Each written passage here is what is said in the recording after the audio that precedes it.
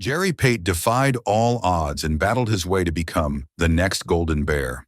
For a while it seemed like he was well on his way, but golf can be unpredictable. His career took some wild turns and victories became harder to come by. Still, he never backed down. No matter the challenges, he kept fighting, proving that he was a true champion. Pate burst onto the golf scene in a big way, making an immediate impact with his incredible talent.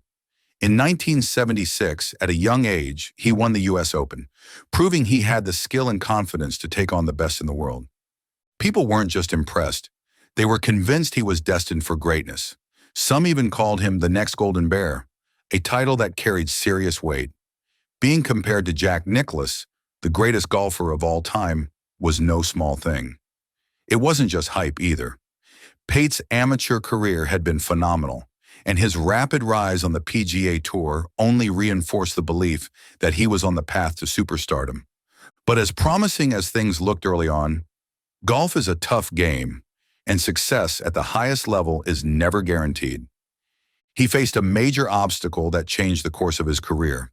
Injuries, particularly to his shoulder, made it difficult for him to sustain the level of dominance that so many had predicted. Wins became harder to come by, and the major championship success that once seemed inevitable never fully materialized. Still, Pate never let those challenges define him. He had already proven his greatness with his early success, and even when injuries made things tough, he continued to push forward. That kind of toughness says a lot about the kind of competitor he was.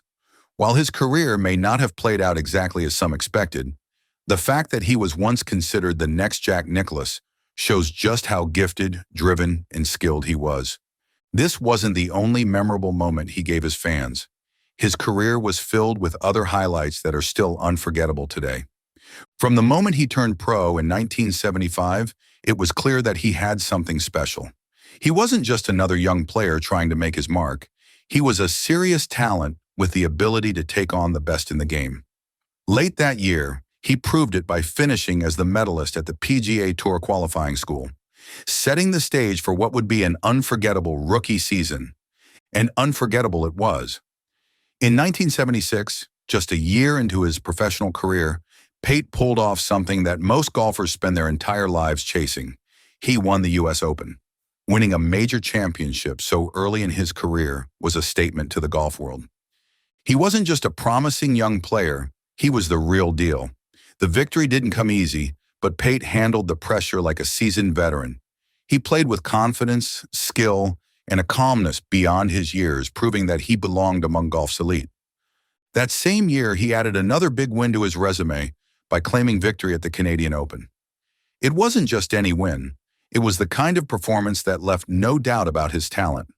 Pate closed with an incredible final round 63, finishing at 7 under par. And just to make things even more impressive, he didn't just beat a field of strong competitors. He left Jack Nicklaus, the greatest golfer of all time, 4 strokes behind him. That was the kind of impact Pate was making. He was young, fearless, and already taking down legends. With such an incredible start to his career, it was no surprise when he was named both the PGA Tour Rookie of the Year and Co-Player of the Year. Expectations were sky high, and for good reason. Everyone believed that Pate was on his way to becoming one of the sport's all-time greats. Over the next several years, he continued to add to his list of accomplishments. He racked up 6 more PGA Tour victories, along with several other wins in tournaments around the world. His talent was undeniable, and he was proving that his early success was no fluke. In 1981, he reached another career milestone when he was selected to be part of the U.S. Ryder Cup team.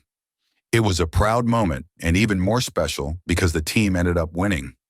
Representing his country and being part of a victorious Ryder Cup squad was yet another highlight in what was shaping up to be an incredible career. Just when it seemed Pate was on the path to even greater success, he faced an unexpected setback.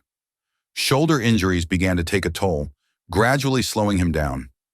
The once consistent wins became harder to come by, and the major championship success that many had predicted never fully materialized. By the time he was 28 years old, he had already secured what would be his final PGA Tour victory. That last win, however, was one for the history books. In 1982, he won the Tournament Players' Championship, the first one ever held at TPC at Sawgrass. And if the win itself wasn't memorable enough, the way he celebrated definitely was. In a moment of pure joy, he tossed course designer Pete Dye and PGA Tour Commissioner Dean Beeman into the lake beside the 18th green before jumping in himself. It wasn't the first time he had celebrated that way either. Just a few months earlier, he had done the same thing after winning another tournament, breaking a nearly 3-year winless streak.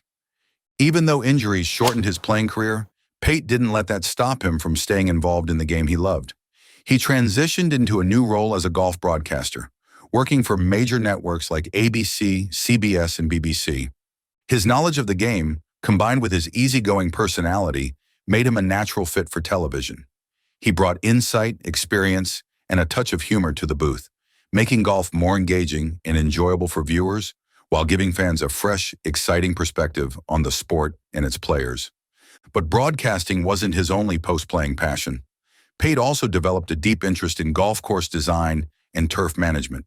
He founded his own golf course design company and a turf and irrigation business, both of which allowed him to leave a lasting impact on the sport in a whole new way. Among his most well-known designs are Kiva Dunes, which opened in 1995, and the Old Colony Golf Complex, which debuted in 2000 and later became the home course for the Alabama Crimson Tide golf team. Despite the challenges he faced with injuries, Pate never fully stepped away from competitive golf. In 2006, he made a triumphant return to the winner's circle, earning his first Champions Tour victory at the Outback Steakhouse Pro-Am. It was proof that even after years of dealing with physical setbacks, he still had the skill, determination, and passion to compete and win at a high level, showing that true champions never give up on their game.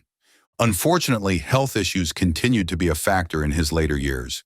In 2010, he underwent arthroscopic surgery on his left knee, which forced him to start limiting his appearances on the Champions Tour. While he may not have been able to compete as often as he once did, his impact on the game remained undeniable. So when you look back at his career, it's clear that his journey was about more than just wins and trophies. Sure, he came onto the scene like a rocket, winning a U.S. Open in his rookie season and earning comparisons to the greatest players in the game. And yeah, injuries might have slowed him down, but they never took away what he had already proven. He was a champion, a competitor, and a player who brought excitement every time he stepped on the course. But his legacy isn't just about what he did with a golf club in his hands. It's about the way he played the game, with passion, confidence, and a love for competition. Even after his playing days started to slow down, he stayed deeply involved in the sport. Whether it was as a broadcaster, a course designer, or even helping improve golf course conditions through his turf and irrigation business, he kept finding ways to leave his mark. His story is one of determination, adaptability, and love for the game. He may not have had the career that some expected after his blazing start, but what he did accomplish was unforgettable. From thrilling wins to iconic celebrations and everything in between, he gave golf fans plenty of moments to remember. Well, that wraps up today's video. If you enjoyed it, don't forget to hit like and subscribe so you never miss an update. Thanks for watching, and we'll see you next time.